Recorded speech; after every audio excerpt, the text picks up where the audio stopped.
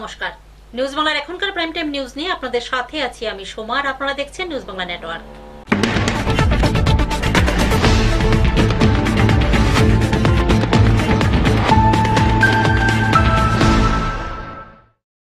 খবর এখন বিস্তারিত। লাইফ ড্রপ কোম্পানির প্যাকেটজাত পানীয় জলে স্বচ্ছতা এবং পরিশুদ্ধতা নিয়ে নানা প্রশ্ন ক্রেতা সহ নানা মহলে। তেলিয়ামুড়ার স্থানীয় এক ক্রেতার চোখে জলের বোতলে থাকা অস্বাভাবিক কিছু নজরে পড়তেই মুহূর্তে শোরগোল শুরু হয়ে যায়। লাইফ ড্রপ কোম্পানির বিরুদ্ধে বিহিত ব্যবস্থার আওয়াজ ওঠে মহকুমা জুড়ে। জলই জীবন, কিন্তু এই জীবনদায়ী জল প্রস্তুতকারী একাংশ সংস্থা নিজেদের খামখেয়ালিপনার নজির দিনের পর দিন রেখেই চলেছে। এবার অভিযোগের তীর উঠল রাজ্যের অন্যতম ব্র্যান্ডেড পানীয় জল প্রস্তুতকারী সংস্থা লাইফ ড্রপের দিকে।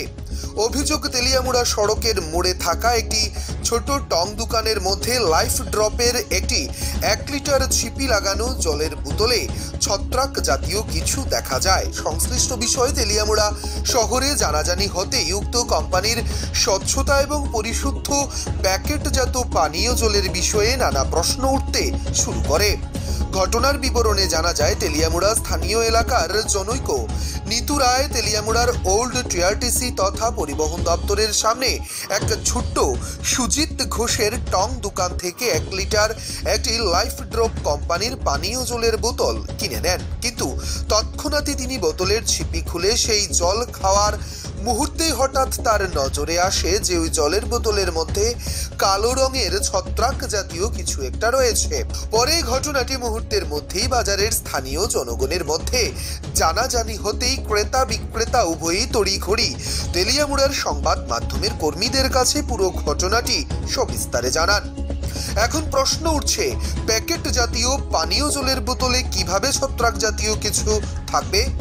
তবে এদিকে ঘটনায় সংশ্লিষ্ট বিষয়ে তেলিয়ামুড়ার জনসংবরণ দপ্তরকে জানানো হবে গ্রাহকদের পক্ষ থেকে, কিন্তু সেখানে বলা বাহুল্য যে জলই জীবন, এর সঠিক ব্যবহার করুন।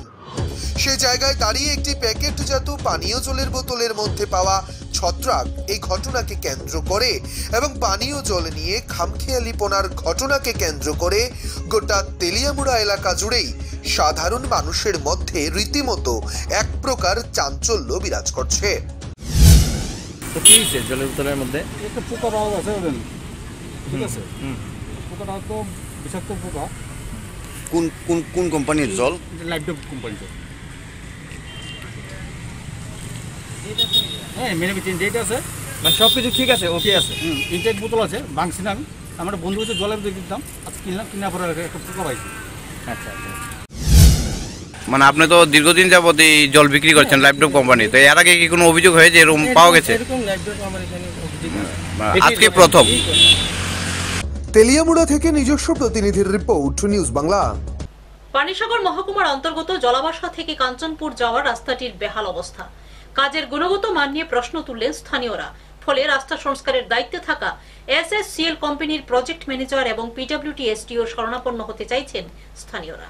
উত্তর ত্রিপুরা জেলার পানিসাগর মহকুমার অন্তর্গত জলেভাসা থেকে কাঞ্চনপুর যাওয়ার রাস্তাটি বিগত অনেক বছর ধরে বেহাল অবস্থায়।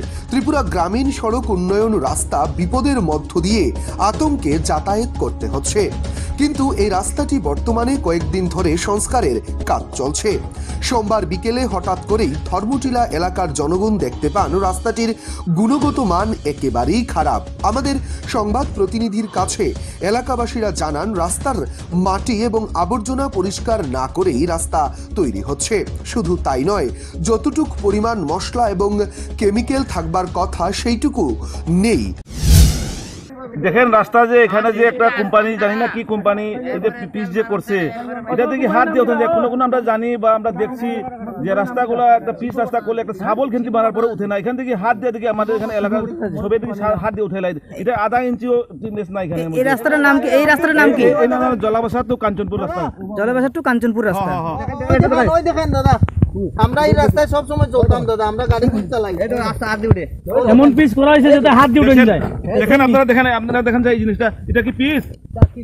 আপনার এলাকাবাসী সম্বন্ধে আপনারা কি কি মানে কি বার্তা মানে পৌঁছাতে চাইতেছেন?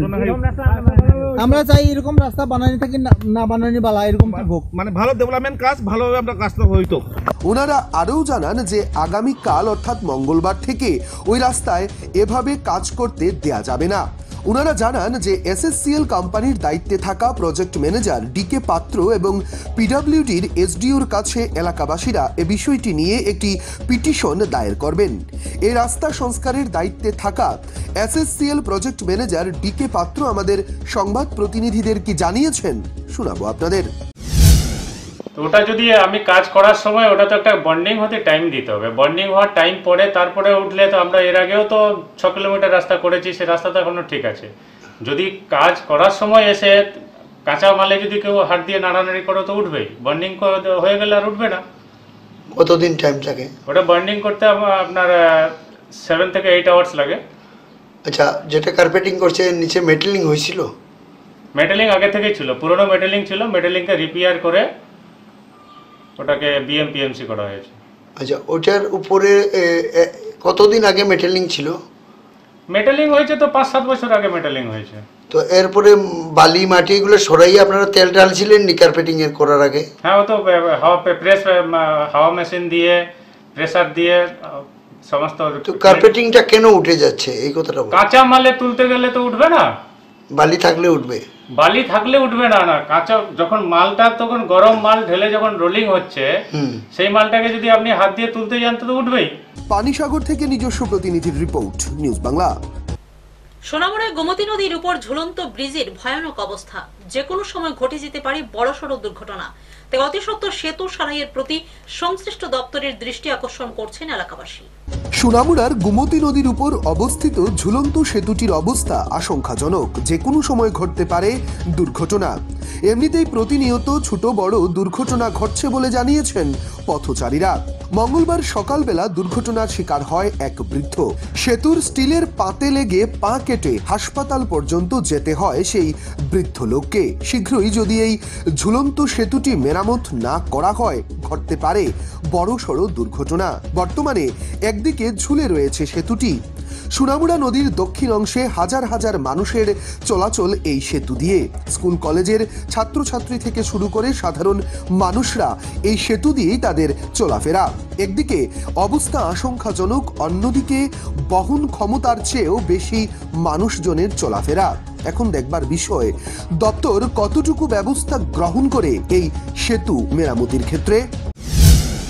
রাস্তা তো অনেক খারাপ হয়ে গেছে, আমরা বাইক চলাচল করতে অসুবিধা, অনেক স্টুডেন্ট যাচ্ছে, স্কুলে যাচ্ছে, অনেক অসুবিধা, পাস হয় না গাড়ি ঘোড়া, বাইকও পাস হয় না, রিক্সা উঠে যাচ্ছে। কেমন মানুষ এদিকে চলাফেরা করে? প্রচুর প্রচুর মানুষ চলাফেরা করে, প্রায় নদীর দক্ষিণ পাড়ে সবাই চলাফেরা করে, আমরা চলাফেরা করি। তো বাইক নিয়ে দাঁড়িয়ে থাকতে এক সাইডে, আরেক সাইডে পাস হলে আরেক সাইডে যেতে হয়। সোনামুড়া থেকে মোহাম্মদ মামুনের রিপোর্ট, নিউজ বাংলা। পাচার বাণিজ্যকে কেন্দ্র করে রক্তাক্ত এক যুবক। ঘটনা সোনামুড়া থানাধীন সোনাপুর গ্রামে। পরে আহত আমানুলকে সোনামুড়া হাসপাতালে ভর্তি করা হয়। অন্যদিকে সোনামুড়া থানায় মামলা করা হয় আরিফ হোসেন সহ সহযোগীদের বিরুদ্ধে।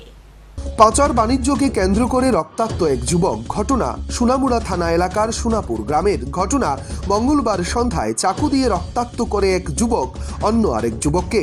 জানা যায় নতুন বাজার ব্রিজ সংলগ্ন এলাকায় মঙ্গলবার সন্ধ্যায় গল্প করছিল আমিনুল ইসলাম নামে 30 বছরের এক যুবক। হঠাৎই লেনদেন সংক্রান্ত বিষয়ে কথা কাটাকাটি করে চাকু দিয়ে শরীরের পেছনে আঘাত করে আরিফ হোসেন নামে অন্য আরেক যুবক।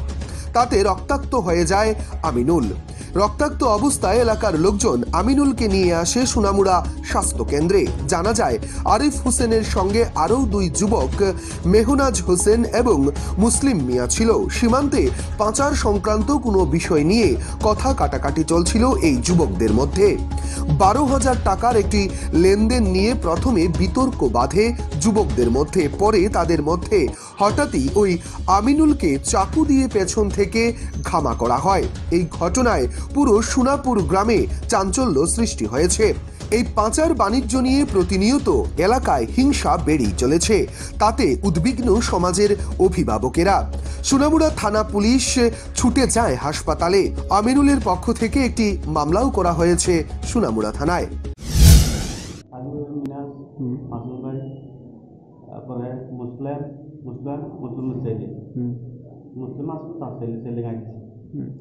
টোটাল কয়জন লোক ছিল? টোটাল 3 জন লোক ছিল। কোন জায়গাতে বাধা ব্রিজের উপরে? সোনামুড়া থেকে মোহাম্মদ মামুনের রিপোর্ট, নিউজ বাংলা। গোটা রাজ্য জুড়ে নারী নির্যাতন, ধর্ষণ, শ্লীলতাহানির মতো ন্যাক্কারজনক ঘটনা ঘটিয়ে চলেছে। বাদ পড়ছে না দিব্যাঙ্গরাও। এবারে এক নাবালিকা দিব্যাঙ্গ মেয়েকে শ্লীলতাহানির অভিযোগ উঠল 30 বছরের এক যুবকের বিরুদ্ধে। ঘটনা বক্সনগরের বেলুয়াচর গ্রামে। এই ঘটনার পরিপ্রেক্ষিতে কলমচৌড়া থানায় অভিযুক্ত সুমন দাসের বিরুদ্ধে মামলা দায়ের করে দিব্যাঙ্গের পরিবার।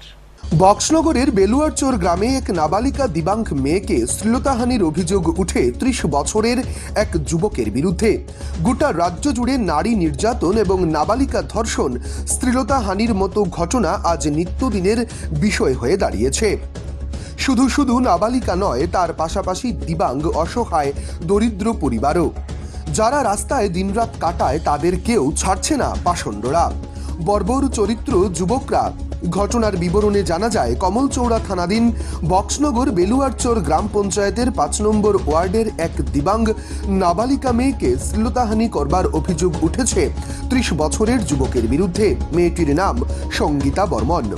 পিতা অনিল বর্মন, বাড়ি বেলুয়ারচর 5 নম্বর ওয়ার্ডে। জানা গিয়েছে, গত 12 ডিসেম্বর শনিবার সন্ধ্যা 7টা নাগাদ 16 বছরের এক দিব্যাঙ্গ নাবালিকা মেয়েকে ধর্ষণের অভিযোগ ওঠে বেলুয়ারচর গ্রাম পঞ্চায়েতের 5 নম্বর ওয়ার্ডের সুমন দাস নামে এক যুবকের বিরুদ্ধে। তার পিতার নাম সুজন দাস, বাড়ি বেলুয়ারচর গ্রামে। ওই দিন ধর্ষণকারী সুমন দাসের বাড়িতে তারই আপন জ্যাঠাতো ভাইয়ের বিয়ের বৌভাত। এই বৌভাত অনুষ্ঠানে গিয়েছিল পাশের বাড়ির দিব্যাঙ্গ এক নাবালিকা।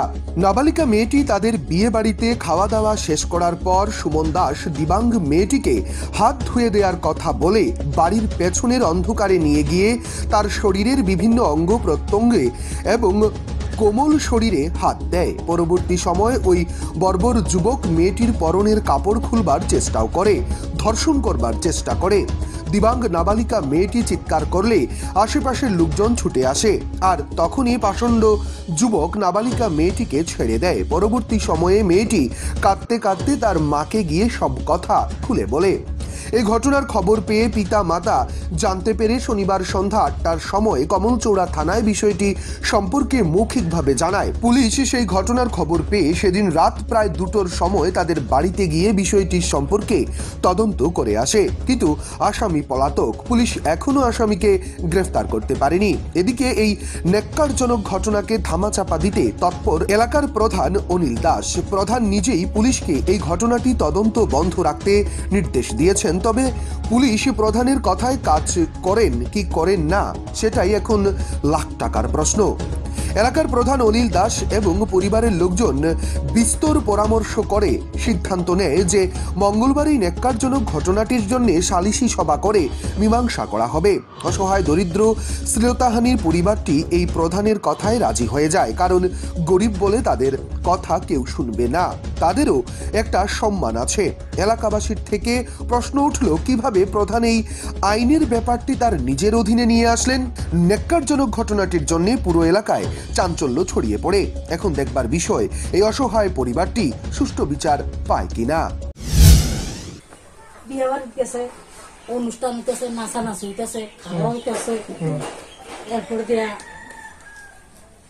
গেছে, তাই বেরিয়ে খাইছে। খাওয়ানো করে যে ছেলেটা এমন হে কইতেছে, আয় এদিকে তোর মা তোকে ডাকে।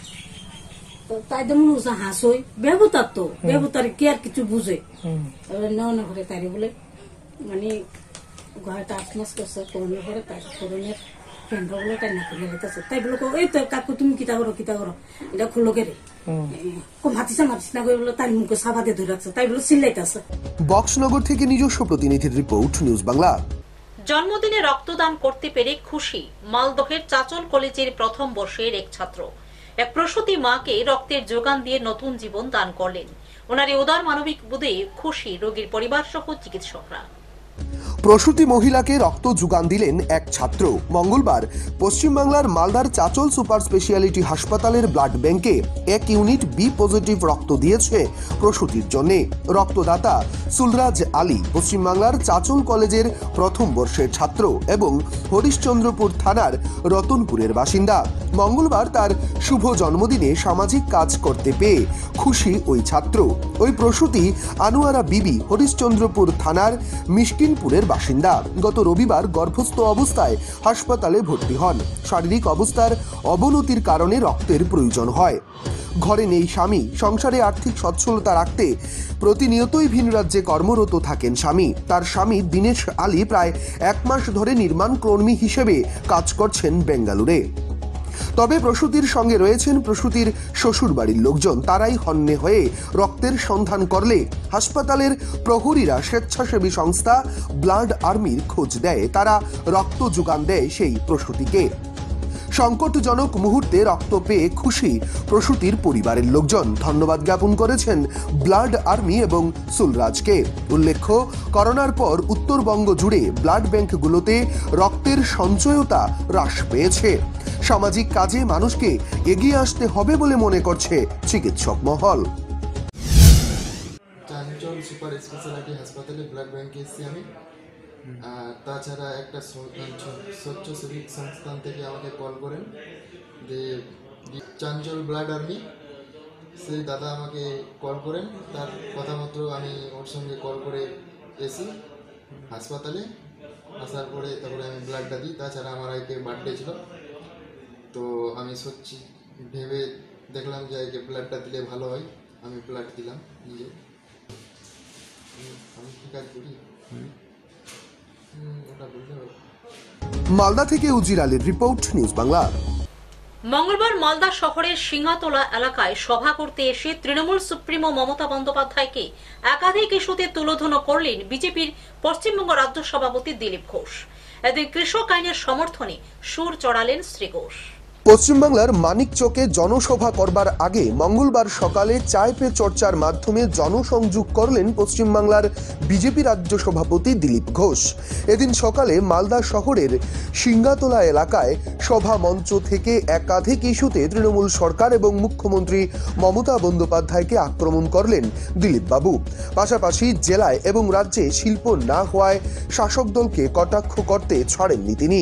কৃষক আইনের সমর্থনে বক্তব্য রাখেন তিনি। এদিন সকালে এই মঞ্চ থেকে তৃণমূল ছেড়ে বিজেপিতে যোগ দেন অনন্ত চক্রবর্তী এবং বিশিষ্ট চিকিৎসক ডক্টর দেবাশিস সরকার। তাদের হাতে বিজেপির দলীয় পতাকা তুলে দেন বিজেপির রাজ্য সভাপতি দিলীপ ঘোষ। এদিন চায় পে চর্চায় উপস্থিত ছিলেন সভাপতি গোবিন্দচন্দ্র মণ্ডল, বিজেপি নেতা শ্যামচাঁদ ঘোষ সহ অন্যান্য বিজেপি নেতৃত্বরা। যদি আমরা একটু বিচার করি, দেখা যাবে যে আইন শৃঙ্খলার অবনতিতে এগিয়ে বাংলা, মহিলাদের উৎপীড়ন অত্যাচারের জন্য এগিয়ে বাংলা, বেকারিতে কলকারখানা বন্ধতে এগিয়ে বাংলা, মাইগ্রেন্ট লেবারে এগিয়ে বাংলা, যত রকম নেগেটিভ হতে পারে সেই দিক দিয়ে বাংলা এগিয়ে চলেছে। তার নেতৃত্ব দিচ্ছেন মহিলা মুখ্যমন্ত্রী, যাতে বাংলার মানুষ প্রচুর আশা করে তাকে প্রথমবার নির্বাচিত করেছিলেন। তিনি মহিলাদের সুরক্ষা সম্মান পর্যন্ত দিতে পারেননি, উল্টো তাদের চরিত্র সম্বন্ধে আঙুল তুলেছেন। মালদা থেকে নিজস্ব প্রতিনিধির রিপোর্ট, নিউজ বাংলা। পশ্চিমবঙ্গ দুয়ারে সরকারের পর আবার শুরু হয়েছে বঙ্গধ্বনি যাত্রা।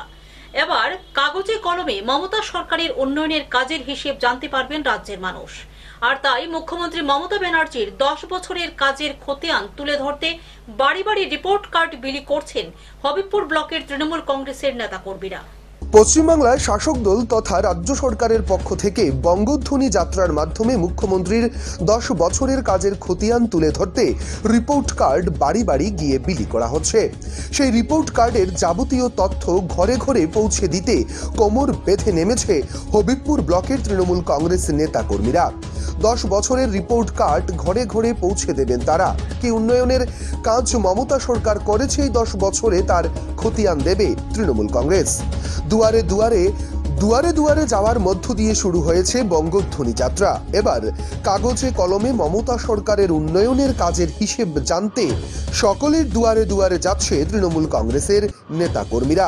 রাজ্যে আরও কোনো সরকার সেই কাজ করেনি এবং করতে পারবে না তা প্রমাণ করতেই এই কর্মসূচি বলে মনে করছে রাজনৈতিক মহল। এদিন এই কর্মসূচিতে উপস্থিত ছিলেন হবিবপুর ব্লকের তৃণমূল কংগ্রেসের সভাপতি উজ্জ্বল মিশ্র, ব্লক যুব সভাপতি সৌগত সরকার, বুলবুলচন্ডী অঞ্চলের প্রধান রাজীব ডাগা, জেলার যুব সহ সভাপতি দীপঙ্কর মণ্ডল সহ তৃণমূল কংগ্রেসের অন্যান্য নেতাকর্মীরা। কথা ছিল, কিন্তু মমতা ব্যানার্জি এমন একজন মা, এমন একজন মমতাময়ী, যিনি কোনো মানুষের চিকিৎসার জন্য কিন্তু কাউকে বিমুখ করেন না, সকলের কিন্তু চিকিৎসার ব্যবস্থাটা করে দিচ্ছে।